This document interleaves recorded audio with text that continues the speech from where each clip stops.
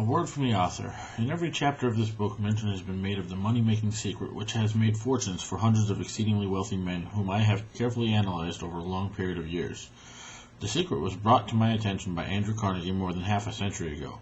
The canny, lovable old Scotchman carelessly tossed it into my mind when I was but a boy. Then he sat back in his chair with a merry twinkle in his eye and watched carefully to see if I had brains enough to understand the full significance of what he had said to me. When he saw that I had grasped the idea, he asked if I would be willing to spend 20 years or more preparing myself to take it to the world, to men and women who, without the secret, might go through life as failures. I said I would, and with Mr. Carnegie's cooperation I have kept the promise. This book contains the secret. After having been put to practical test by thousands of people in almost every walk of life, it was Mr. Carnegie's idea that the magic formula, which gave him a stupendous fortune, ought to be placed within the reach of people who do not have time to investigate how men make money, and it was his hope that I might test and demonstrate the soundness of this formula through the experience of men and women in every calling.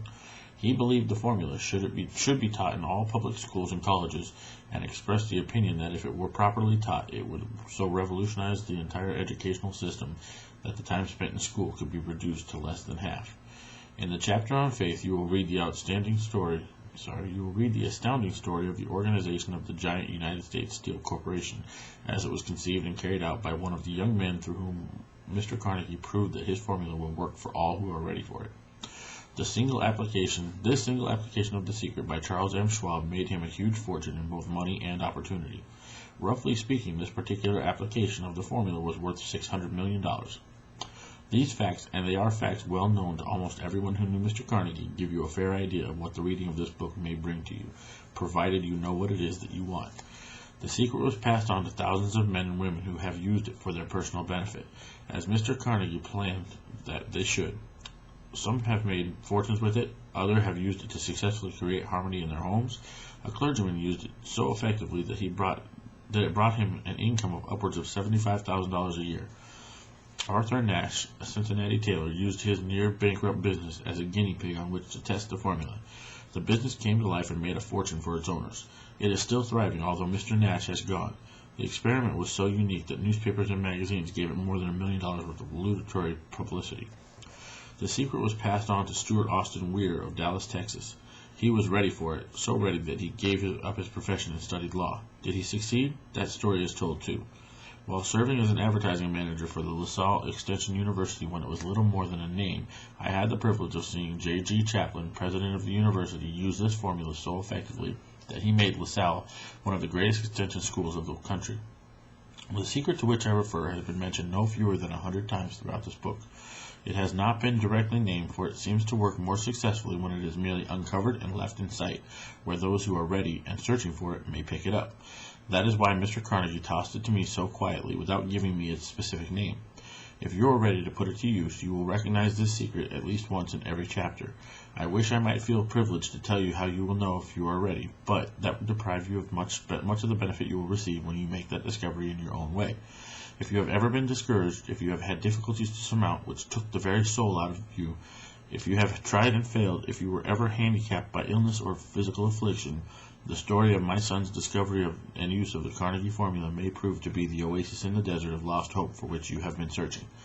This secret was extensively used by President Woodrow Wilson during World War I. It was passed on to every soldier who fought in the war, carefully wrapped in the training received before going to the front. President Wilson told me it was a strong factor in raising the funds needed for the war. A peculiar thing about this secret is that those who once acquire it and use it find themselves literally swept onto success. If you doubt this, study the names of those who have used it. Wherever they have been mentioned, check their records for yourself and be convinced. There is no such thing as something for nothing. The secret to which I refer cannot be had without a price. Although the price is far less than its value, it cannot be had at any price by those who are not intentionally searching for it. It cannot be given away, it cannot be purchased for money, for the reason that it comes in to two parts. One part is already in possession of those who are ready for it. The secret serves equally well all who are ready for it. Education has nothing to do with it. Long before I was born, the secret had found its way into the possession of Thomas A. Edison, and he used it so intelligently that he became the world's leading inventor, although he had but 3 months of schooling. The secret was passed on to Edmund C. Barnes, a business associate of Mr. Edison. He used it so effectively that although he was then making only $12,000 a year, he accumulated a great fortune and retired from active business while still a young man. You will find this story at the beginning of the first chapter. It should convince you that riches are not beyond your reach. That is, that you can still be what you wish to be, that money, fame, recognition, and happiness can be had by all who are ready and determined to have these blessings. How do I know these things? You should have the answer before you finish this book. You may find it in the very first chapter or on the last page. While I was performing on the 20-year task of research which I had undertaken at Mr. Carnegie's request, I analyzed hundreds of well-known men, many of whom admitted they had accumulated their vast fortunes through the aid of Carnegie's secret. Among these men were Henry Ford, William Wrigley, Jr., John Wanamaker, James J. Hill, George S. Parker, E. M. Statler, Henry L. Doherty, Cyrus H. K. Curtis, George Eastman, Charles M. Schwab, Theodore Roosevelt, John W. Davis, Albert Hubbard, Wilbur Wright, William Jennings Bryan, Dr. David Stark Jordan, J. Ogden Amore, Arthur Brisbane, Harry F. Williams, Dr. Frank Gonzalez, Daniel Willard, King Gillette, Ralph A. Weeks, Judge Daniel T. Wright, John D. Rockefeller, Thomas A. Edison, Frank A. Vanderlip, F. W. Woolworth, Colonel Robert A. Dollar, Edward A. Fellini, Edward C. Barnes, Arthur Nash, Clarence Darrow, Woodrow Wilson, William Howard Taft, Luther Burbank, Edward W. Bach, Frank A. Munsey, Albert H. Gary, Dr. Alexander Graham Bell, John H. Patterson, Julius Rosenwald, Stuart Austin Weir, Dr. Frank Crane, George M. Alexander, J. G. Chaplin, U.S. Senator Jennings Randolph. These names represent but a small fraction of the hundreds of well-known Americans whose achievements, financial and otherwise, prove that those who understand and apply the Carnegie secret reach high stations in life. I have never known anyone who was inspired to use the secret who did not achieve noteworthy success in his chosen calling. I have never known any person to distinguish himself or to accumulate riches of any consequence without possession of the secret. From these two facts, I draw the conclusion that the secret is more important and is part of knowledge of essential for determination that any which one receives through what is popularly known as education. What is education anyway? This has been answered in full detail. Somewhere, as you read, the secret to which I refer will jump from the page and stand boldly before you, if you are ready for it.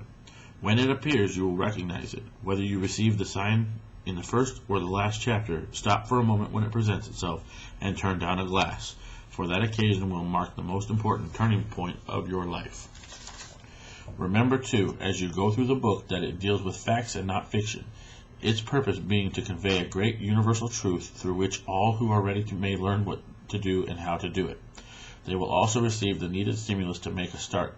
As a final word of preparation before you begin the first chapter, may I offer one brief suggestion which may provide a clue by which the Carnegie secret may be recognized. It is this: all achievement, all earned riches have their beginnings in an idea. If you are ready for the secret, you already possess one half of it. Therefore, you will readily recognize the other half the moment it reaches your mind. Napoleon Hill.